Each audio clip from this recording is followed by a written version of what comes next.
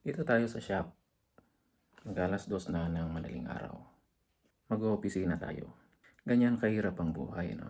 Ganito kahirap ang magnegosyo. Hindi natatapos ang trabaho. Hindi kagaya pag empleyado ka, papasok ka ng alas 7 o alas 8 ng umaga, tapos mag-out ka ng alas 5, tapos wala ka nang gagawin. Pwede ka nang mag-relax, manood ng TV, at magagawa mo yung mga bagay na gusto mong gawin. At ang kagandahan pag empleyado ka, may kita o wala yung kumpanya, sigurado ang sahod mo. Kinsenas katapusan.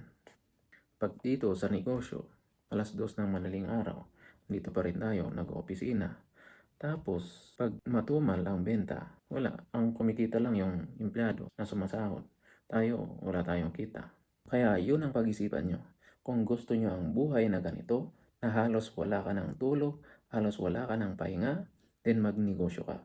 Pero pag gusto mo nang may oras ka, yung wala ka nang masyadong iniisip, wala ka nang pinoproblema kasi lahat ng problema ay pinoproblema ng mga may-ari ng negosyo. At kung gusto mo nang sigurado ang sahod, tapos out mo ng alas 5, oras mo na yung oras mo, pwede mo nang gawin lahat ng bagay na gusto mo, mag-empleyado ka.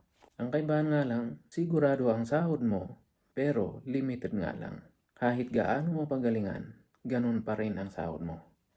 Pag sa negosyo, hindi sigurado ang kita pero pag ginalingan mo, pwede kang kumita ng doble-doble kumpara sa kikitain mo sa pagiging empleyado.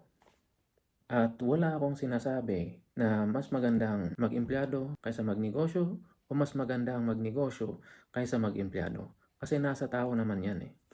Kung ang isang tao ay mas gusto niya yung pagiging empleyado, then walang problema.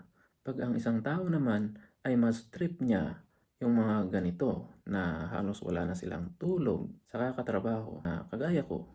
Kasi yun ang trip ko eh. Trip ko yun. Kaya yun ang ginagawa ko. Para sa'yo ang negosyo. Alright?